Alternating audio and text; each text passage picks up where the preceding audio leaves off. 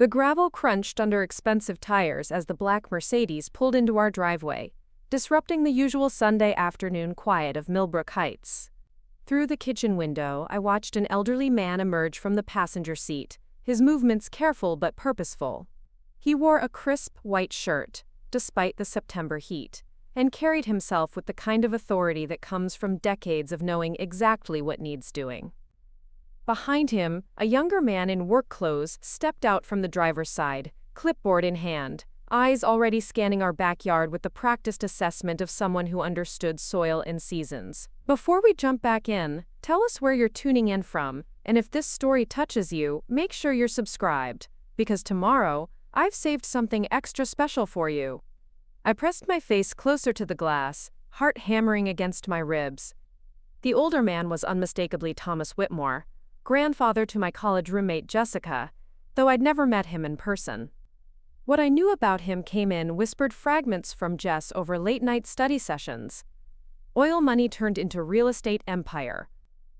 Gardens that made the local botanical society weep with envy. A greenhouse operation so sophisticated it supplied rare orchids to collectors across 3 states. The younger man beside him had to be Marcus Chen, the head gardener Jessica mentioned in passing, the one who'd transformed the Whitmore estate into something that belonged in magazines. My throat went dry. They were walking straight toward my greenhouse. I wiped sweaty palms on my jeans and stepped away from the window. In the living room, the television droned with football commentary, while my family lounged in their usual Sunday positions. Dad sprawled in his recliner, beer balanced on his belly, remote control resting on the arm like a scepter. Mom curled on the couch with a romance novel, reading glasses perched on her nose. My brother Kevin sat cross-legged on the carpet, controller in hand, some racing game flashing across his laptop screen. None of them had noticed the Mercedes. None of them would care if they had. The doorbell rang, sharp and insistent. Dad groaned and shifted in his chair without getting up. "Maya, get the door." "Probably someone trying to sell us something we don't need." I smoothed my hair and checked my reflection in the hallway mirror. At 22, I still felt like I was wearing someone else's face half the time, caught between the girl who used to hide behind her mother's skirts and the woman I was trying to become. Today, wearing an old university sweatshirt and jeans with dirt under my fingernails from morning greenhouse work, I felt particularly unprepared for whatever waited on the other side of our front door. Thomas Whitmore stood on our porch like he owned it, which in a way he probably could have if he'd wanted to. Up close, his presence filled the doorway despite his modest height. Silver hair swept back perfectly, eyes the color of winter sky, hands that had clearly known work but wore it with dignity. Marcus Chen stood beside him, younger than I'd expected, maybe 35, with the kind of quiet confidence that comes from understanding growing things. "Miss Chen," Thomas Whitmore said, and his voice carried the smooth authority of old money handled carefully. "I'm Thomas Whitmore. This is Marcus Chen, my head gardener. We're here about your greenhouse operation." The words hit me like cold water. My greenhouse operation. He'd called it an operation, not a hobby, not a collection, not the cute little obsession my family had been mocking for the past 4 years. "I'm sorry, what?" I managed, though every cell in my body already knew this moment was about to split my life into before and after. "Your propagation setup," Marcus said, gesturing toward the backyard where my greenhouse caught the afternoon light. "I've been tracking your posts on the rare plant forums. Your success rate with difficult specimens is remarkable. We'd like to discuss a business proposition." Behind me, the football commentary stopped. The silence stretched long enough that I could hear my father's recliner creak as he leaned forward. "Maya!" Mom's voice carried a note I'd never heard before, uncertainty mixed with something that might have been the beginning of pride. "Who's at the door?" I stepped back, gesturing for them to enter. Thomas Whitmore's shoes were Italian leather, polished to a mirror shine. Marcus wore work boots, clean but broken in, the kind that had walked miles of greenhouse rows. They both carried themselves into our middle-class living room like they belonged there, though nothing about our space matched the careful cultivation I imagined filled their days. Dad had muted the television and was struggling upright in his recliner, beer still balanced precariously. Mom had set down her book and was frantically smoothing her hair. Kevin had paused his game and was staring with the blank fascination of someone watching a nature documentary about creatures he'd never expected to see in his own habitat. "Thomas Whitmore," the older man said, extending a hand to my father. "And this is Marcus Chen. We're here to speak with your daughter about her botanical work." The phrase botanical work landed in our living room like a foreign object. For 4 years, my family had referred to my greenhouse activities with a rotating selection of diminutives. Maya's little plants. Her dirt hobby. That thing she does out back. Never work. Never botanical. Never anything that suggested expertise or value. "I'm sorry," Dad said, though his tone suggested he wasn't sorry so much as confused. "Maya's what?" Thomas Whitmore's eyebrows rose slightly, the kind of polite surprise that suggested he'd encountered this dynamic before and found it puzzling. "Your daughter has developed quite a reputation in specialist circles. Her propagation techniques and success with rare species have caught the attention of several collectors. We're here to discuss a potential business partnership." The word partnership echoed in the sudden quiet. Kevin's mouth had fallen open. Mom was staring at me like I'd grown a second head.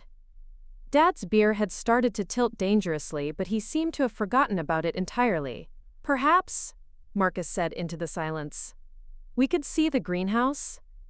I'd love to discuss the details of your setup, Maya. Your temperature control system in particular has been innovative." My temperature control system, 6 months of garage sale thermostats and YouTube tutorials, cobbled together with determination and a credit card I was still paying off. He'd called it innovative. "Of course," I heard myself say, though my voice sounded like it was coming from underwater. "It's just out back." As we moved toward the back door, I caught my reflection in the sliding glass. Same face, same dirt-stained sweatshirt, same hands that had been dismissed as playing in the dirt for as long as I could remember. But Thomas Whitmore and Marcus Chen saw something else when they looked at those hands. They saw botanical work. They saw innovation. They saw someone worth driving across town to meet on a Sunday afternoon. The greenhouse sat in the far corner of our backyard, 30 feet of polycarbonate panels and aluminum frame that had taken me 2 summers to afford and assemble. From the outside, it looked modest enough, almost apologetic for taking up space in our suburban landscape. But as I slid open the door and stepped into the humid embrace of controlled environment, I felt the familiar shift that came with entering my real world. The air hung thick with moisture and the green smell of growing things. Misting systems hissed softly along the ceiling. Rows of benches held carefully labeled specimens, each in its precisely chosen pot, each positioned according to light requirements and growth stage. The temperature held steady at 78 degrees, maintained by the system of fans and heaters I'd installed and calibrated myself. Marcus Chen stopped just inside the door and breathed deeply, the way some people inhale ocean air or fresh bread. His eyes moved systematically along the benches, taking in. Preparing and narrating this story took us a lot of time. So if you are enjoying it, subscribe to our channel. It means a lot to us. Now, back to the story. The organization, the equipment, the health of the plants themselves.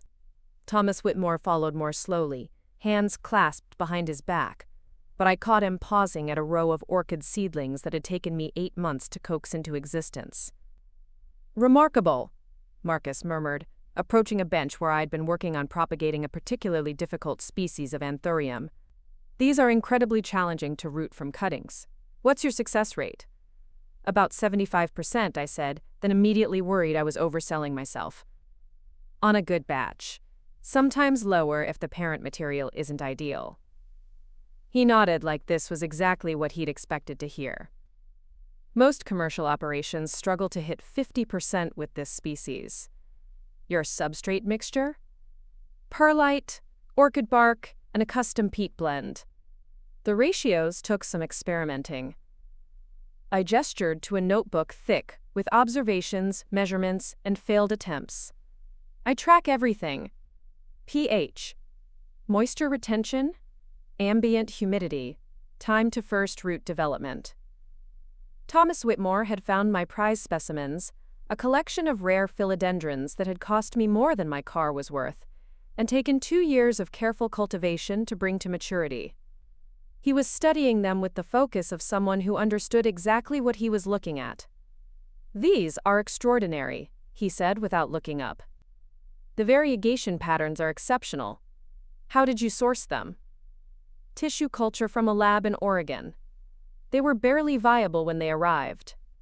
Most people wouldn't have bothered with them." I moved closer, falling into the comfortable rhythm of explaining my work to someone who actually wanted to listen.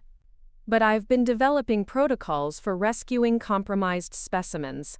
Success rate isn't great yet, maybe 40%, but it's getting better." 40% on specimens others would discard entirely, Marcus said, and there was something like admiration in his voice. "That's not a failure rate, that's resurrection work." Resurrection work. I'd never heard anyone describe what I did in those terms before. To my family, the plants I rescued were evidence of wasteful spending. Money thrown at things that would probably die anyway. To Marcus Chen, they represented a specialized skill set worth acknowledging. Behind us, I heard footsteps on the gravel path. My family had followed, drawn by curiosity and the uncomfortable realization that something significant was happening in their own backyard.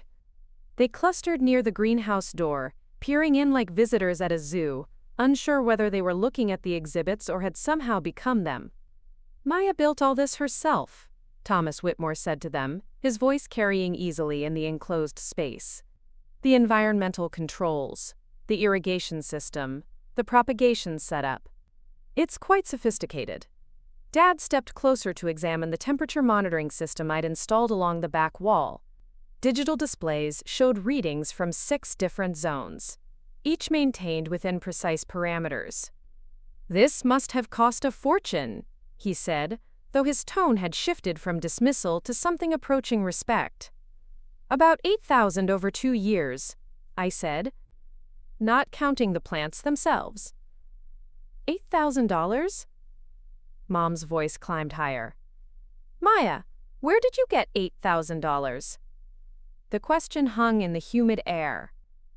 I'd been dreading it for months, knowing that eventually someone would do the math and realize my part-time job at the campus bookstore couldn't possibly cover what I'd invested in the greenhouse. The truth was a patchwork of careful financial management that would have impressed them if they'd bothered to ask before now. Tutoring biology students. Selling propagated specimens online. I've been running a small business for 3 years. The words came out steadier than I felt. Last year I cleared $12,000 in profit. Silence stretched between the misting systems. Kevin was staring at me like I'd announced I was secretly a spy. Mom's mouth had fallen open. Dad was looking at the greenhouse. Equipment with new eyes, seeing dollar signs instead of dirt. 12,000, he repeated slowly. You made $12,000 selling plants? Last year, I clarified. This year is tracking higher. The rare specimen market has been growing steadily. Marcus Chen nodded approvingly. The collector market for unique varieties has exploded in the past 5 years. Quality propagation operations can't keep up with demand. He gestured to a section of my greenhouse where I kept my most valuable specimens. What you've assembled here represents serious expertise and significant investment. That's why we're here. Thomas Whitmore had been listening to this exchange with the patience of someone accustomed to family dynamics playing out in his presence. Now he stepped forward with the air of a man ready to conduct business. Miss Chen, Marcus and I represent several high-end clients who are looking for reliable sources of rare and unusual specimens. Your reputation for quality work has reached us through collector networks. We'd like to discuss an exclusive partnership arrangement. The word exclusive made my pulse quicken. In the plant world, exclusive partnerships were reserved for established commercial operations, not 22-year-old college students working out of backyard greenhouses. What kind of partnership? I managed to ask. We provide you with rare parent stock and expanding growing space. You provide propagation services and cultivate specimens to our specifications. We handle all sales and distribution through our established networks. Marcus pulled out his clipboard and consulted a sheet of notes. Based on your current output and the quality we've observed, we're estimating you could scale to six-figure annual revenue within 2 years. Six-figure annual revenue. The phrase hit the greenhouse air like a small explosion. My father made $45,000 a year managing inventory at a medical supply company. My mother made $30,000 as a part-time administrative assistant. 6 figures meant more than my parents made combined. 6 figures. Kevin repeated, his gaming console forgotten entirely. Maya makes 6 figures from plants? Could make, Thomas Whitmore corrected gently, with the right partnership and expanded operations. But yes, the potential is substantial. I watched my family process this information, seeing the exact moment when their understanding of my greenhouse shifted from expensive hobby to serious business venture. The change wasn't immediate. It rippled across their faces in stages. Disbelief giving way to confusion, confusion giving way to a kind of stunned recognition. We've prepared a preliminary proposal, Marcus said, extending a folder toward me. Take your time reviewing it. The terms are generous, but they'd require some significant changes to your current operation. I accepted the folder with hands that barely trembled. Through the transparent cover, I could see documents with letterheads and signatures, legal language that turned my backyard experiment into something real and binding. Significant changes how? I asked. Expanded growing space, for one thing. We'd need to triple your current capacity within 6 months. Professional-grade environmental controls. Automated systems. Possibly additional staff. Thomas Whitmore gestured around the greenhouse. What you've built here is impressive as a foundation, but we're talking about scaling to commercial levels. The implications washed over me like a wave. Commercial levels meant leaving the safety of my backyard operation, meant taking risks that went beyond what I could afford to lose on a failed batch of seedlings. It meant betting on myself in ways I'd never had to before. But it also meant validation. For the first time in 4 years, someone was telling me that my plant obsession wasn't just a phase or an expensive distraction from real life. It was the beginning of real life, the foundation of something that could support me and grow into exactly the kind of work I'd dreamed about during long nights in the greenhouse, coaxing difficult specimens into existence. Obviously, this is a major decision, Marcus said. We don't expect an immediate answer. But we did want to meet with you in person, see your operation firsthand, confirm that our research was accurate. Your research? The question slipped out before I could stop it. Thomas Whitmore smiled, the first time his formal demeanor had cracked since arriving. Miss Chen, you've developed quite a reputation in our circles. The forum posts, the successful propagations of species others have failed with, the innovative techniques you've been sharing. People talk. When people in this business start talking about the same name, repeatedly, we pay attention. People in this business had been talking about me. The girl who'd spent 4 years being teased about her plant collection had somehow earned recognition from professionals she'd never met. The disconnect was so complete it felt like vertigo. We'll leave you to discuss this with your family, Marcus said, glancing around at my parents and brother, who were still standing near the greenhouse entrance looking shell-shocked. Take your time with the proposal. If you have questions, my contact information is on the first page. They moved toward the door with the same careful confidence they'd brought into our house, leaving behind an atmosphere charged with possibility and confusion. I followed them outside, still clutching the folder, still trying to process the fact that 30 minutes ago I'd been Maya with the plant hobby, and now I was apparently Maya the potential business partner. At the Mercedes, Thomas Whitmore paused with his hand on the door handle. Miss Chen, I've been in this business for 40 years. I've seen a lot of people try to make a living with specialty cultivation.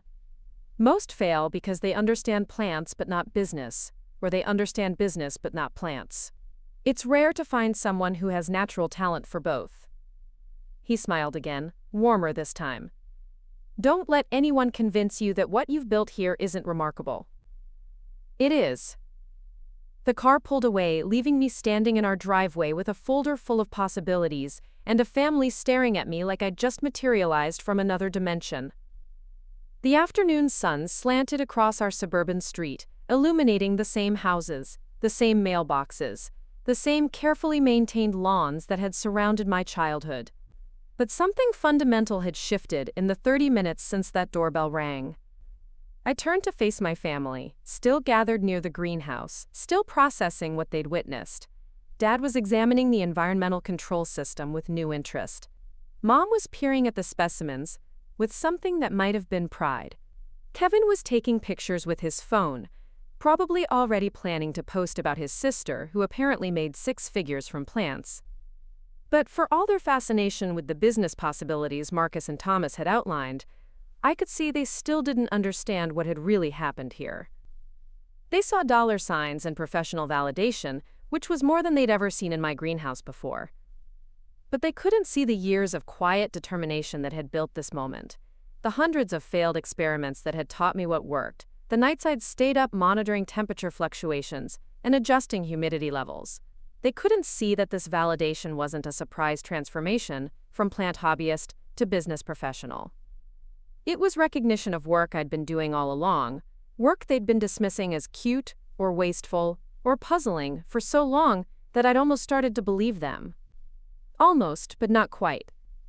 Because even during the worst of their teasing, even when Kevin made jokes about my greenhouse at family dinners and Dad rolled his eyes at my equipment purchases, some part of me had known that what I was doing mattered. Some part of me had trusted that careful observation and patient experimentation would eventually lead somewhere significant. Thomas Whitmore and Marcus Chen had arrived to VTPB. Confirm what I'd always suspected but never dared to say out loud. My plant collection wasn't just a collection. It was the foundation of expertise that professionals in the field were willing to invest in. Now I had to decide whether I was brave enough to build on that foundation, to take the risks that would turn my backyard greenhouse into the kind of commercial operation they were proposing. The folder in my hands felt heavier than paper should, weighted with possibilities that could change everything, or leave me deeper in debt than I could handle if I failed. But as I looked back at my greenhouse, catching the late afternoon light like a small cathedral of glass and growing things, I realized the question wasn't whether I was brave enough to take the risk. The question was whether I was brave enough to finally stop hiding what I'd already built and let it become what it was meant to be. The answer, I was beginning to understand, was yes. But first, I needed to tell my family the rest of the story, the part they'd never bothered to ask about. The part that explained how a girl who'd been mocked for playing in the dirt had somehow managed to catch the attention of people who mattered, in a world they'd never imagined she could enter. The part that started 4 years ago, when I'd planted my first seed and discovered that growing things was the language I'd been waiting my whole life to learn to speak. To understand how deeply that moment of validation cut, you have to go back to the beginning, back to when I was 18 and thought I knew exactly what my life would look like. Back to the smirk that started it all, the one that told me my dreams were too small for the space they took up in our house. The dining room table groaned under Mom's Sunday spread, pot roast and mashed potatoes, green beans cooked until they surrendered, rolls that came from a tube but tasted like home. It was the spring of my senior year in high school, acceptance letters scattered across my desk upstairs like fallen leaves. State University for Biology, full scholarship. Community College for Horticulture, partial aid. Technical School for Landscape Design, no aid but affordable enough with student loans. Dad carved the roast with practiced strokes, arranging perfect pink slices on the platter. Mom fussed with serving spoons while Kevin, 15 and all elbows, reached across the table for his third roll. The normalcy of it should have been comforting. Instead, it felt like sitting in a waiting room, knowing something was about to change forever. "So Maya," Dad said without looking up from his carving, "you figure out what you're doing in the fall yet? Can't keep putting it off forever." I'd been rehearsing this conversation for weeks, running through different approaches, different ways to frame what I wanted that might make them understand. But sitting there with the smell of roast beef in my nose, and my family's expectant faces turned toward me, all my careful preparations crumbled. "I want to study plants," I said simply. The silence stretched long enough for the grandfather clock in the hallway to chime twice. Mom set down her serving spoon with a small clink against the ceramic dish. Kevin paused mid-chew, sensing the shift in atmosphere the way teenagers do when adult conversations turn serious. "Plants," Dad repeated, like I'd said I wanted to study unicorns or time travel. "Botany. Horticulture." There are programs that focus on plant breeding, propagation, conservation. The words tumbled out faster than I'd intended. The community college has an excellent greenhouse program, and I could transfer to state after 2 years for a bachelor's in plant sciences. Dad leaned back in his chair, that familiar half-smile playing at the corners of his mouth, the one that appeared whenever Kevin tried to negotiate for a later curfew or Mom suggested they needed a new car, the smile that said he'd heard something amusing but not particularly serious. Plant sciences, he said, drawing out the words like he was tasting them. And what exactly do you do with a degree in plant sciences? Open a flower shop? There are careers in research, conservation, agricultural development, botanical gardens, specialty crop production. I'd memorized this list from college brochures, but speaking it aloud in our dining room made it sound thin and unconvincing. The specialty crop industry is growing rapidly. Rare plant cultivation, exotic varieties for collectors. Kevin snorted into his mashed potatoes. Maya wants to be a professional gardener. There's nothing wrong with gardening, Mom said quickly, though her tone suggested she was trying to convince herself as much as us. Mrs. Patterson from down the street makes lovely money with her vegetable stand at the farmer's market. $20 on Saturdays isn't exactly a career path, Dad said. He'd stopped smiling, which somehow made it worse. Now he was using his serious voice, the one reserved for important decisions and disappointing news. Maya, honey, you're smart enough to do anything you want. Why would you choose something so limiting? Limiting. The word landed like a slap. I'd spent months researching programs, reading about botanical research, learning about the plant industry's potential. To me, it felt limitless, full of discoveries waiting to be made and problems waiting to be solved. To Dad, it was a waste of my potential. It's not limiting, I said, though my voice came out smaller than I'd intended. Plant research is crucial for food security, climate change adaptation, medicine development. Some of the most important scientific breakthroughs are happening in botanical research. Scientific breakthroughs, Dad echoed, and there was that smile again. Maya, be realistic. How many people make a living doing plant research? How many jobs are there really? And what do they pay? I didn't have good answers for those questions. The research I'd done focused on what I could study, not what I could earn. The botanists and horticulturists I'd read about seemed passionate about their work, but their salaries weren't prominently featured in the career guides. Maybe you could minor in it, Mom suggested gently. Study something practical for your major, and take some plant classes on the side. As a hobby. Hobby. The word stung worse than limiting had. My interest in plants wasn't a hobby, something I did in my spare time for entertainment. It was the only subject that made me lose track of time, the only field where I felt like I had something genuine to contribute. Reducing it to a hobby felt like being told my dreams were cute but ultimately unimportant. I don't want it to be a hobby, I said, and for the first time my voice carried some of the conviction I'd been trying to find. I want to work with plants. I want to understand how they grow, how to help them thrive, how to develop new varieties. This is what I'm good at.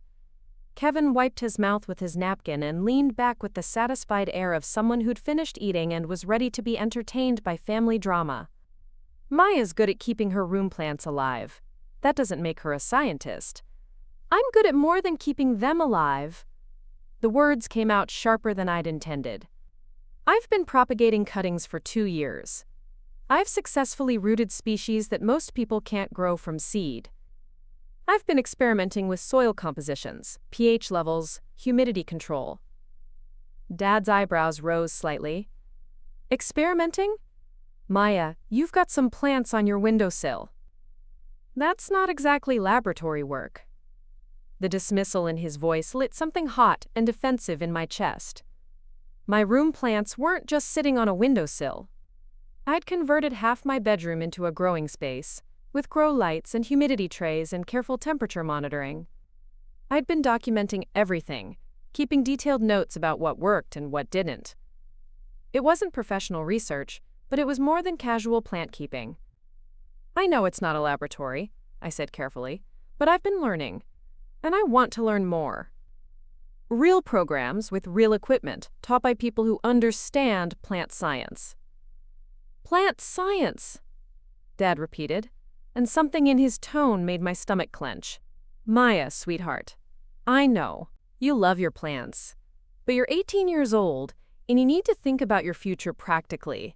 What happens when you graduate and can't find work? What happens when you realize you've spent 4 years studying something that doesn't translate into a real job? Real job. The phrase hung in the air like smoke, contaminating everything around it. My dreams weren't real enough. My interests weren't practical enough. My passion wasn't valuable enough to build a life around. There are real jobs, I insisted, though my voice sounded defensive even to me. Research positions, agricultural consulting, botanical garden management, specialty growing operations. How many? Dad asked, leaning forward slightly. How many botanical garden managers does the country need? How many research positions are available? And what do they pay compared to other fields you could pursue? I stared down at my plate, watching the gravy congeal around my untouched potatoes. The questions weren't unfair. They were exactly the practical considerations any parent would raise when their child announced an unconventional career path. But they felt like attacks on something precious and fragile, something I hadn't yet learned to defend properly. Maybe Dad's right, Mom said gently. Maybe you should consider something with more stability. Teaching, maybe? You could teach biology, work with plants in the classroom. Or nursing. There's always demand for nurses. Teaching biology meant explaining photosynthesis to teenagers who didn't want to learn it. Nursing meant helping people, which was admirable, but it had nothing to do with the work that actually excited me. Both suggestions felt like consolation prizes, safe alternatives that would keep me close to what I loved without letting me actually pursue it. I don't want to teach biology, I said quietly. I want to do biology. I want to work with living plants, not just talk about them. And what if you can't make a living doing that? Dad asked. His voice had gentled, taking on the patient tone he used when he was trying to guide me toward what he considered a better decision. What if you spend years studying plants and then can't find work? What's your backup plan? Backup plan. The assumption that my primary interest would fail, that I'd need something else to fall back on, felt like a vote of no confidence before I'd even started. But I didn't have a good answer. I hadn't researched backup plans because I didn't want to need one. I just know this is what I want to do, I said finally. I know it's not the most practical choice, but it's what interests me. Isn't that worth something? Kevin finished chewing and jumped back into the conversation with the casual cruelty of teenage brothers everywhere. Interest doesn't pay the bills. Maya's interested in a lot of things. Last year she was interested in learning French. Year before that it was photography. Now it's plants. Next year it'll probably be something else. The comparison stung because it contained just enough truth to be devastating. I had gone through phases, developed intense but temporary fascinations with various subjects. But plants felt different. Plants had held my attention longer than anything else ever had. Plants made me want to get up early and stay up late, made me spend my babysitting money on grow lights and specialty fertilizer. But how could I explain that to my family without sounding like I was making the same argument I'd made for French and photography? This is different, I said weakly. That's what you always say, Kevin replied with the smug satisfaction of someone who'd landed a particularly effective blow. Dad reached across the table and covered my hand with his own. His palm was warm and calloused from weekend projects, familiar and comforting despite the conversation we were having. Maya, we just want you to be successful. We want you to have security, opportunities, a career you can build a life around. Plants. He paused, searching for diplomatic phrasing. Plants are fine for a hobby, but as a career path, they're risky. Very few people make good livings in that field. How do you know? The question slipped out before I could stop it. Have you researched plant careers? Do you know anyone who works in horticulture or botanical research? The slight tightening around Dad's eyes told me I'd pushed too hard. He didn't like having his knowledge questioned, especially by his teenage daughter at his own dinner table. I know enough about the world to understand which fields offer opportunity And which ones don't, he said, his voice cooling slightly. And I know that following your passion is a luxury most people can't afford. You need to think about practical concerns. Salary, job security, advancement opportunities. But what if my passion could become practical? I asked. What if I could find a way to make it work financially? Maya, Mom said softly. That's a very big what if to base your future on. The conversation continued for another 20 minutes, circling through the same arguments without resolution. Dad wanted me to consider business, or education, or healthcare, fields with clear career paths and reliable salaries. Mom suggested compromise solutions that would keep plants in my life without making them central to it. Kevin occasionally lobbed in comments designed to highlight the impracticality of my interests. And I sat there, defending a dream I wasn't entirely sure I could articulate properly, trying to explain why something that felt essential to me seemed so peripheral to them. Finally, Dad pushed back from the table and began clearing plates with the decisive movements of someone ready to end an unproductive discussion. You don't have to decide today, he said, but think about what we've talked about. Really think about it. Your future is too important to base on wishful thinking. Wishful thinking. That's what my carefully researched career plans had been reduced to. Wishful thinking. Like a child wanting to be a princess or an astronaut. Something sweet but fundamentally unrealistic. I helped clear the table in silence, carrying plates to the kitchen while my family moved on to other topics. Kevin had homework. Mom had a book club meeting to prepare for. Dad had a project in the garage that needed attention. The conversation about my future dissolved into the ordinary rhythms of Sunday evening, as if we'd been discussing the weather rather than the direction of my entire adult life. But upstairs in my room, surrounded by the plants they'd dismissed as a hobby, I felt the weight of their skepticism settle over me like a heavy blanket. Maybe they were right. Maybe I was being impractical, romantic, naive about the realities of building a career around something so specialized. I looked around my room, taking in the carefully arranged growing space I'd created over the past 2 years. Grow lights mounted above a converted bookshelf, humidity trays balanced on every available surface, a small collection of propagated plants that I'd successfully rooted from cuttings traded online. To my family, this represented an expensive hobby that took up too much space. To me, it was proof that I had a genuine aptitude for plant care and a hunger to learn more. But appetite isn't the same as career potential. Spending money on grow lights doesn't make you a professional horticulturist.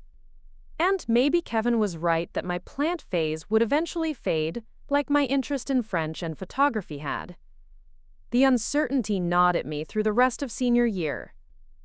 I filled out college applications without conviction, applied to biology programs because they seemed like reasonable compromises, put off making final decisions until the last possible moment. Around me, my classmates moved forward with clear purpose toward engineering degrees and business programs and pre-med tracks. They had practical goals and family support and 5-year plans that made sense to everyone who heard them. I had plans and a growing sense that wanting to work with them professionally marked me as somehow less serious than my peers. The summer before college, I took a job at Hartwell Garden Center, on the outskirts of town. It was supposed to be temporary income while I figured out my academic direction, but it became the first place where my plant interests were treated as assets rather than quirks. Mrs. Eleanor Hartwell had owned the garden center for 30 years, building it from a roadside produce stand into the area's premier destination for serious gardeners. She was 65, silver-haired, and possessed the kind of no-nonsense competence that came from decades of coaxing life from soil.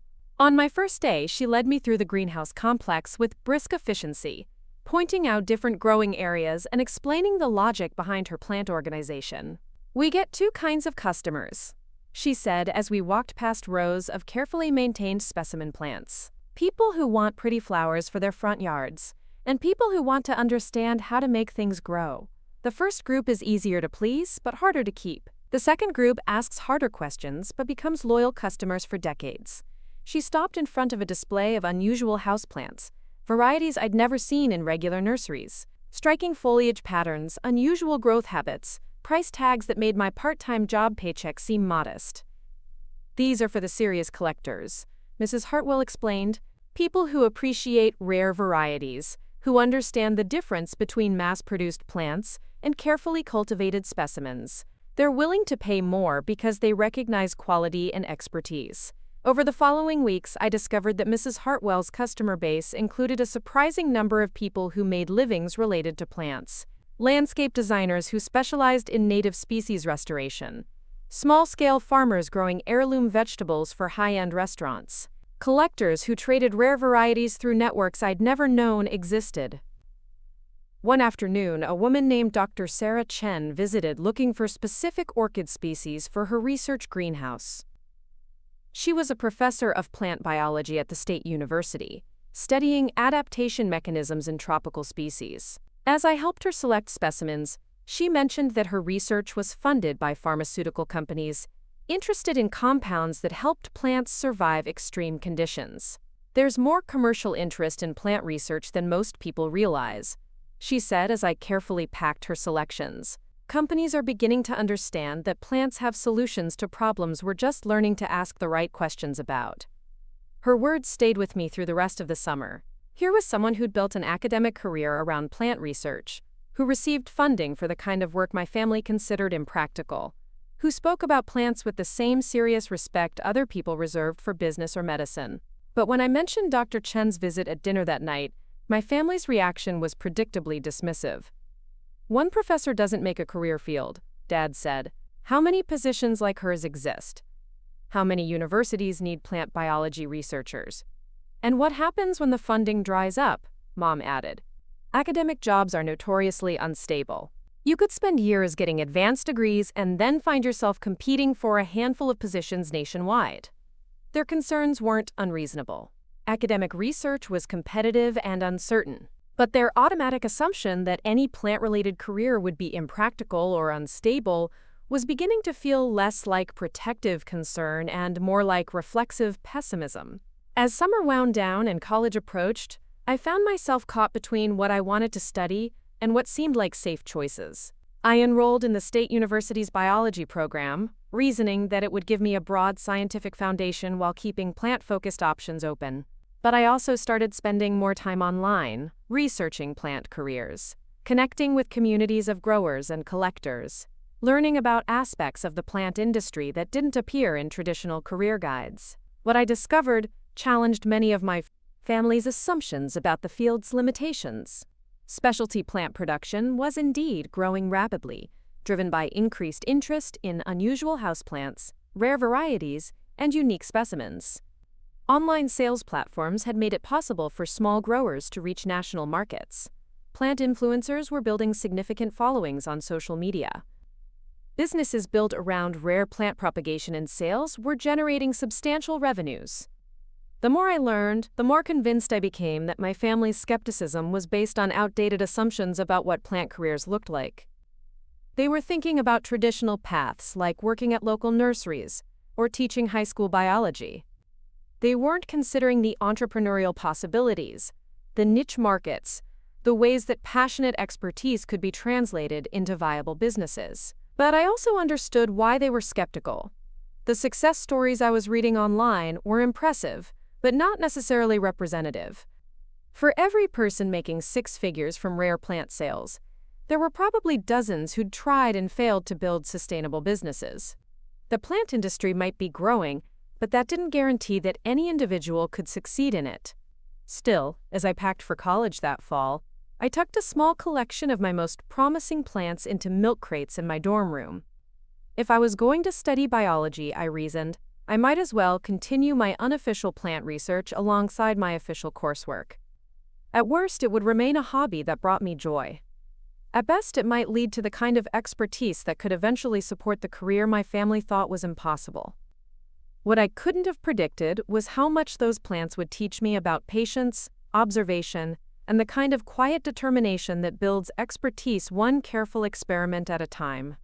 Or how many nights I'd spend in my tiny dorm room greenhouse, adjusting light timers and monitoring humidity levels while my roommates slept, slowly building the knowledge that would eventually catch the attention of people like Thomas Whitmore and Marcus Chen.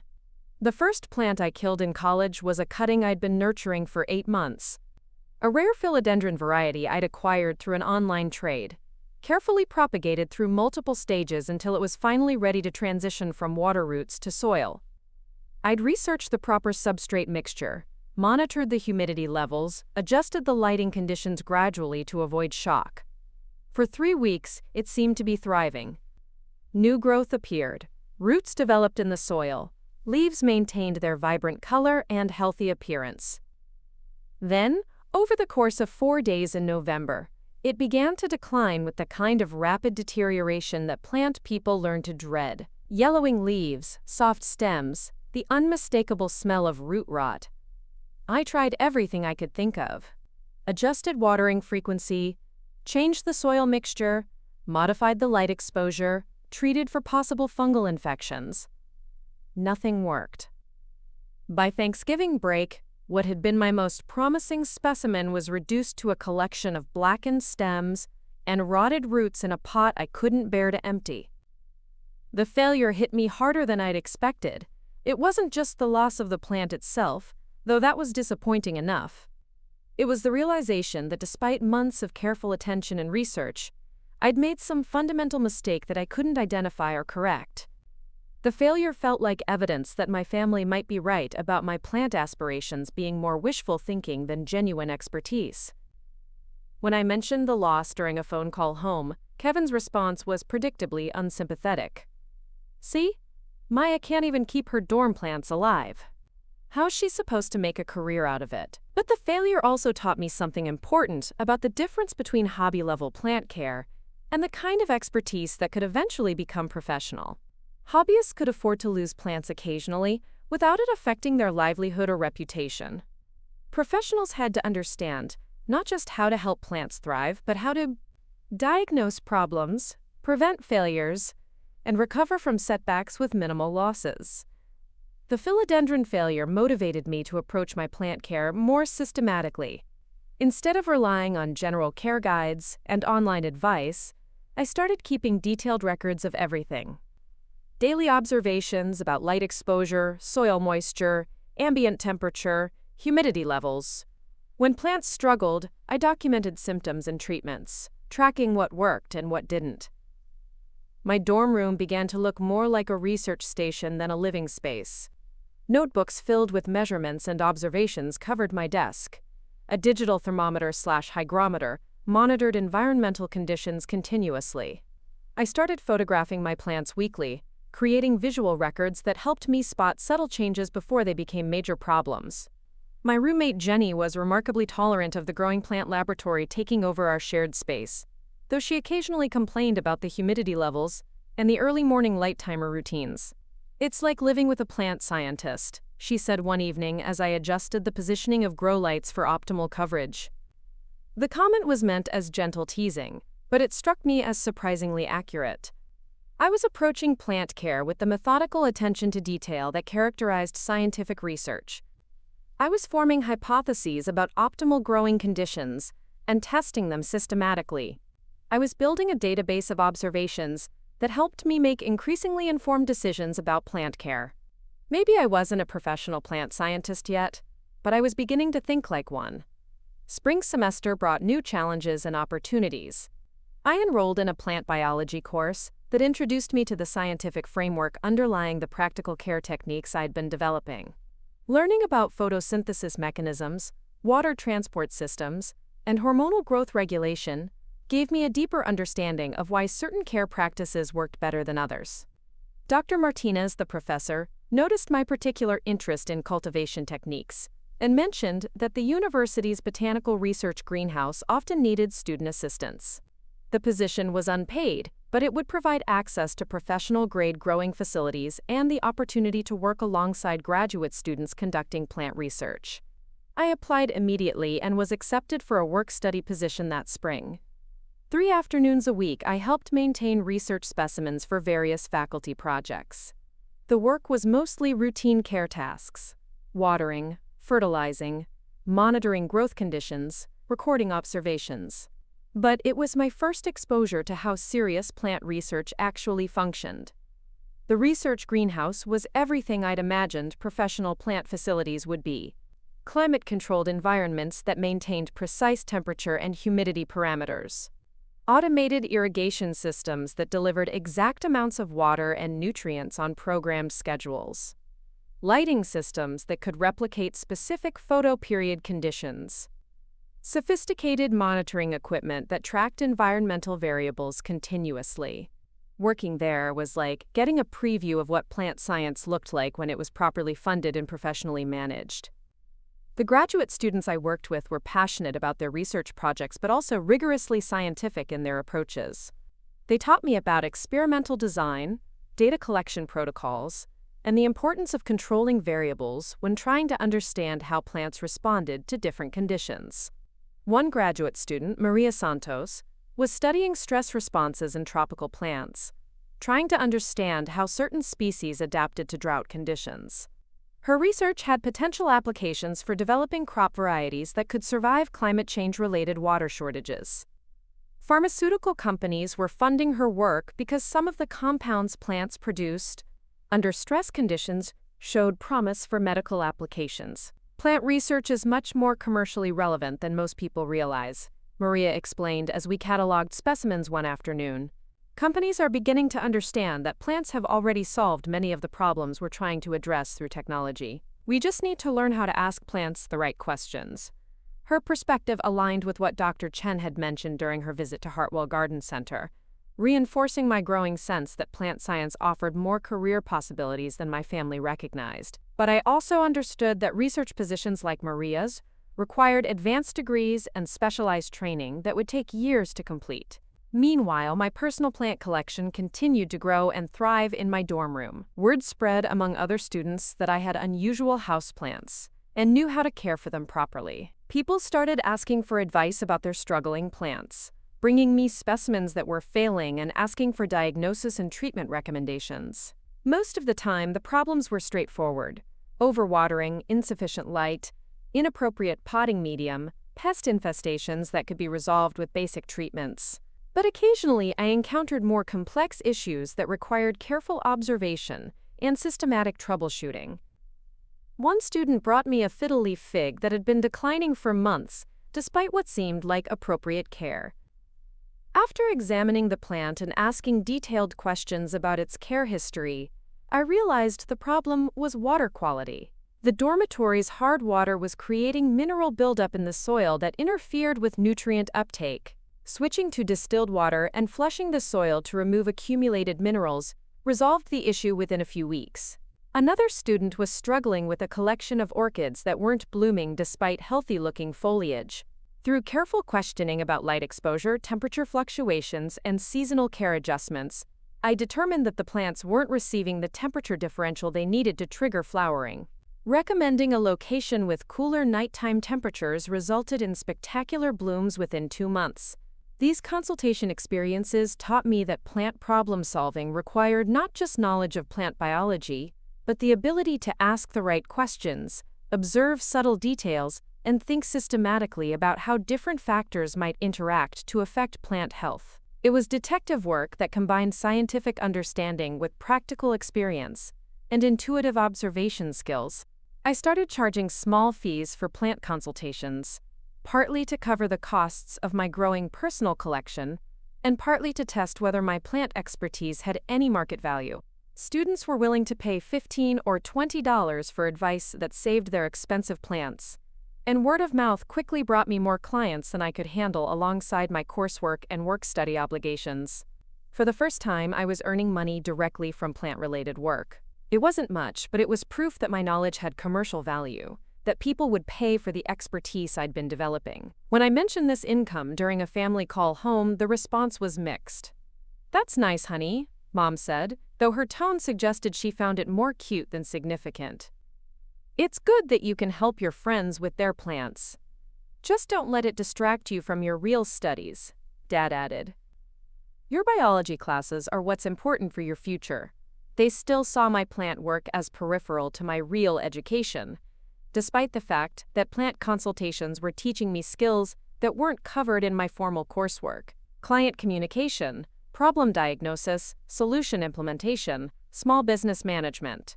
These were exactly the kinds of practical skills that would be necessary for any plant-related career. But I was beginning to understand that my family's skepticism wasn't entirely about practical concerns. It was also about recognition and status.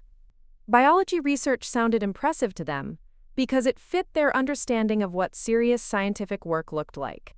Plant consultations sounded like a hobby that had gotten slightly out of hand. The distinction mattered to them in ways that were hard to argue against. They wanted me to pursue career paths that would be easy to explain to their friends, that would reflect well on the family's success in raising an accomplished daughter. Plant consultation, no matter how profitable or professionally valuable, didn't fit those criteria.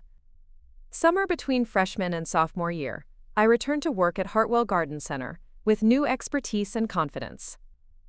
Mrs. Hartwell immediately noticed the difference in my plant knowledge and began assigning me more complex tasks: customer consultations for difficult plant problems, procurement decisions for specialty varieties, training new employees in proper plant care techniques. "You've learned a lot in 1 year," she observed, as I successfully diagnosed a mysterious pest problem that had been affecting her orchid collection. "College treating you well?" I found myself telling her about my work-study position, my dorm room consultations, the systematic approach I'd been developing for plant problem-solving. She listened with the kind of attention that made me feel like my experiences were genuinely valuable rather than just interesting student activities. "Have you thought about specializing in rare varieties?" she asked. "There's a growing market for unusual species, and you seem to have a talent for the kind of detailed care they require." The suggestion planted a seed that would eventually grow into my greenhouse operation. Rare plant cultivation combined the scientific rigor I was learning in my biology courses with the entrepreneurial possibilities I'd discovered through plant consultations. It was a field where expertise and passion could translate directly into income, where success depended on knowledge and skill rather than credentials or connections. That summer, I started researching rare plant markets more seriously. Online forums for collectors, specialty nurseries, auction sites where unusual specimens sold for prices that made my college textbooks seem cheap.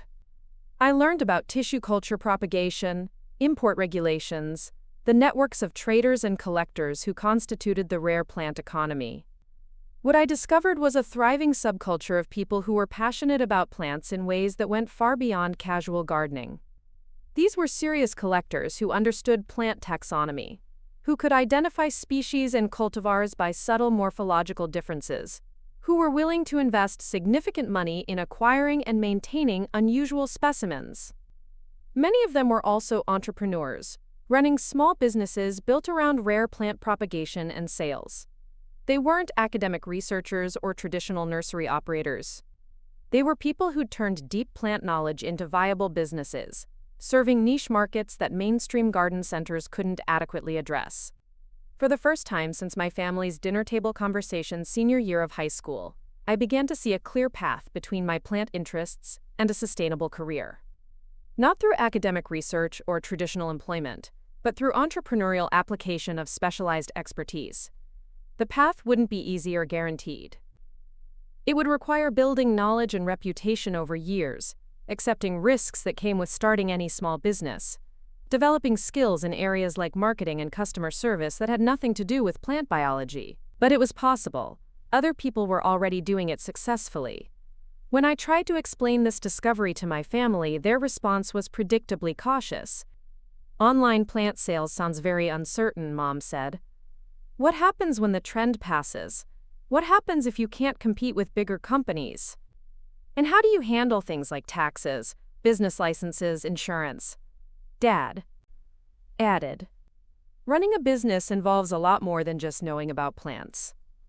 Their concerns weren't unreasonable, but they felt like automatic objections rather than genuine attempts to understand what I was proposing. They seemed to assume that any plant-related business would be small-scale and temporary, a hobby that generated modest side income rather than a serious career foundation. But their skepticism also motivated me to approach the possibility more systematically. If I was going to convince them that plant entrepreneurship was viable, I needed to demonstrate not just enthusiasm but genuine business planning and professional competence. That fall, I started my rare plant collection in earnest.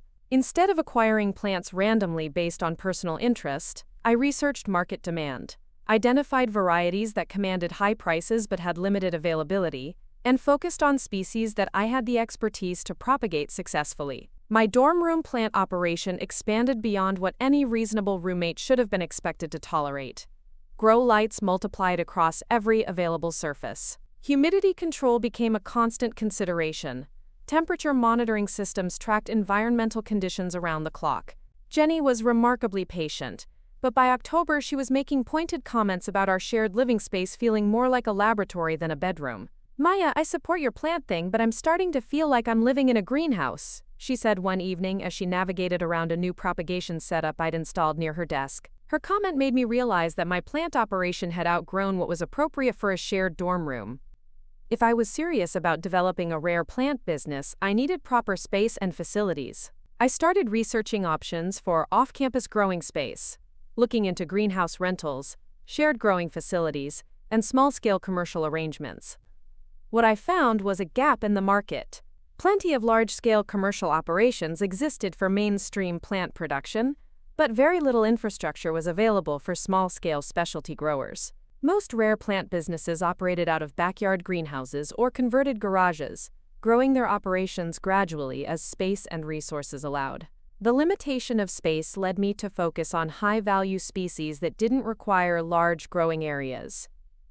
Rare aroids with unusual variegation patterns. Uncommon orchid species that appealed to serious collectors. Unusual succulent varieties that were difficult to propagate but commanded premium prices when successfully established. I became extremely focused on propagation success rates, understanding that rare plant businesses succeeded or failed based on their ability to reliably reproduce expensive specimens. Every failed cutting represented a significant financial loss. Every successful propagation represented potential profit that could fund further business expansion.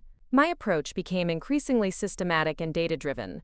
Detailed records of environmental conditions, substrate compositions, treatment protocols, success rates. I started treating each propagation attempt as an experiment, carefully controlling variables and tracking results to identify optimal growing conditions for each species. The methodical approach paid off. My success rates improved dramatically, allowing me to work with increasingly rare and valuable specimens.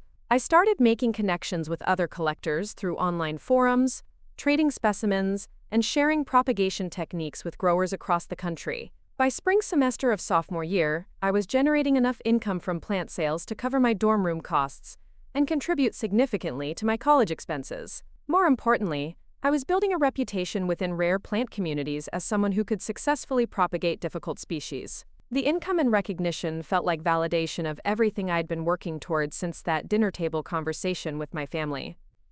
I was proving that plant expertise could generate real income, that the knowledge I'd been developing had genuine commercial value. But when I shared these developments with my family during spring break, their response was more concerned than congratulatory. "Maya, you're spending too much time on plants and not enough on your real studies," Mom said as she surveyed my bedroom, which I'd temporarily converted into a propagation facility during my visit home. "Your grades are still good, right?" Dad asked. "You're not letting this plant business interfere with your biology courses?" The assumption that my plant work was somehow separate from or competing with my real education frustrated me more than their earlier dismissal had. My plant business was applying and extending everything I was learning in my biology courses. It was teaching me about plant physiology, genetics, ecology, and biochemistry in ways that no textbook or lecture could match. But they saw it as a distraction, something that might derail my academic progress rather than enhance it. Standing in our backyard 3 hours later, watching Marcus Chen examine my environmental control systems with professional admiration, the weight of those 4 years pressed against my chest, like held breath finally being released. Dad stood beside me, staring at digital displays showing precise temperature readings in 6 different greenhouse zones. The same systems he'd dismissed as expensive hobby equipment were being praised by industry professionals as innovative solutions.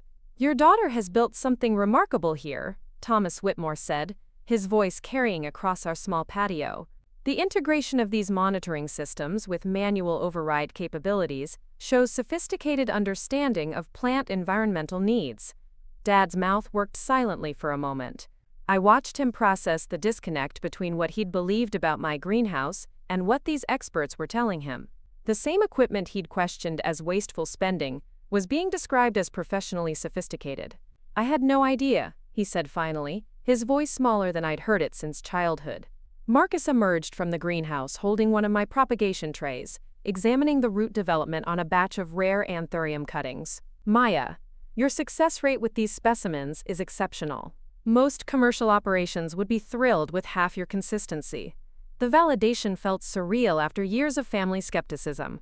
But watching Dad's expression shift from confusion to something approaching awe, I realized this moment wasn't about proving them wrong. It was about bridging the gap between what they'd seen and what I'd actually been building. "How long has she been doing this?" Thomas asked, gesturing toward the greenhouse complex. 4 years, Mom answered, her voice tight with what I recognized as suppressed emotion. "Since her freshman year of college." 4 years of systematic development, Marcus nodded approvingly. "That explains the sophistication of the operation. This level of environmental control and propagation success doesn't happen overnight." Kevin had been unusually quiet since the business proposition discussion, but now he stepped closer to the greenhouse entrance, peering inside with genuine curiosity rather than his usual dismissive humor. "Maya, you really make this much money from plants?" he asked, his tone stripped of its usual mockery. "Last year, I cleared $12,000 in profit," I repeated, feeling more confident now with professional validation backing my claims. "This year is tracking higher because I've expanded into more valuable species." 12,000, Dad repeated slowly, like he was tasting unfamiliar words. "From your backyard greenhouse," Thomas Whitmore smiled with the patience of someone who'd witnessed similar family realizations before. "Mr. Chen, your daughter has identified and developed expertise in one of the fastest-growing specialty markets in horticulture. The rare plant collecting community has exploded in recent years, and quality propagators, like Maya, are in extremely high demand." "But it's just plants," Mom said weakly, though her tone suggested she was beginning to question her own assumption. "Mrs. Chen, specialty horticulture is a multi-million-dollar industry," Marcus explained gently. "Rare plant auctions regularly see individual specimens selling for thousands of dollars. The propagation expertise your daughter has developed serves collectors who consider these investments, not decorations." I watched my family absorb this information, seeing the moment when their understanding of my work fundamentally shifted. For 4 years, they'd viewed my greenhouse as an expensive hobby that consumed time and money without producing anything valuable in return. Now professionals were explaining that I'd actually been building expertise in a legitimate industry they'd never known existed. "The business proposition we're offering," Thomas continued, "would formalize and expand what Maya has already proven she can do successfully. We're not asking her to change careers. We're asking her to scale the career she's already built." Dad turned to look at me directly for the first time since the visitors had arrived. His expression held a mixture of confusion, pride, and something that might have been apology. "Maya, why didn't you explain it like this before?" he asked. "Why didn't you tell us about the income, the business aspects?" The question hung in the greenhouse air, loaded with 4 years of dismissed conversations and skeptical responses. How could I explain that I'd tried to share my successes, but their reactions had taught me to downplay achievements that didn't fit their understanding of worthwhile work? "I did try to tell you," I said carefully, "but every time I mentioned plant sales or propagation success, it got dismissed as hobby income. Cute, but not serious. Playing in the dirt." The phrase hit him visibly. I watched him remember the casual dismissals, the jokes about my plant obsession, the suggestions that I focus on more practical pursuits. His face flushed with the realization of how many small dismissals had accumulated over 4 years. "We didn't understand," Mom said quietly. "We thought it was just a phase, like your photography or French classes." "It wasn't a phase," I said, feeling the truth of it settle deeper as I spoke. "Those other interests were exploratory. This was building toward something specific, even when I couldn't articulate what that something was. Marcus had been listening to this family conversation with professional discretion, but now he stepped forward with the folder containing their business proposal. Maya, take time to review the terms with your family. This is a significant decision that will impact everyone. He glanced around at my parents and brother.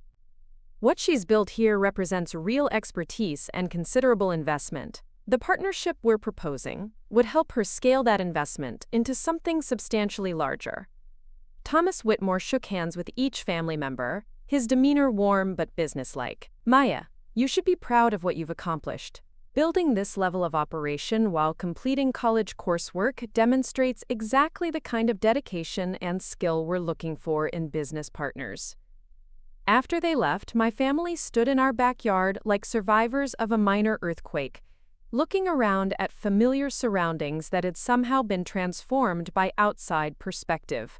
The greenhouse that had been Maya's expensive hobby an hour earlier was now Maya's sophisticated business operation. The equipment they'd questioned as wasteful spending was now innovative environmental control systems. Dad walked slowly around the greenhouse perimeter, examining structural details he'd never bothered to notice before. The foundation work I'd done myself, learning concrete mixing and leveling through YouTube tutorials. The electrical installation I'd completed with help from our neighbor who worked construction. The automated irrigation system that had taken 3 attempts to get properly calibrated. You really did build all this yourself, he said, and his tone held genuine amazement rather than skepticism. Most of it. Mr. Patterson helped with the electrical work because I didn't want to burn the house down. But the design, the environmental controls, the growing protocols, that was all research and experimentation. Kevin was photographing the interior growing areas with his phone, already composing social media posts about his sister, the plant entrepreneur. Maya, this is actually pretty impressive. Why didn't you ever show us how sophisticated this setup was? I tried to. Remember when I wanted to explain the temperature control system last Christmas? Dad said it was too complicated to be worth understanding. The memory landed with visible impact. Dad's shoulders sagged slightly as he recalled the dismissive response. The missed opportunity to understand what I'd actually been working on. I thought it was just thermostats, he admitted. I didn't realize you'd integrated multiple monitoring zones with automated responses. Mom had been walking through the greenhouse systematically, reading plant labels, examining the organization of specimens by growth stage and environmental requirements. Maya, how do you keep track of all this? There must be hundreds of plants here. I showed her my record-keeping system, the detailed logs that tracked every specimen from acquisition through propagation to sale.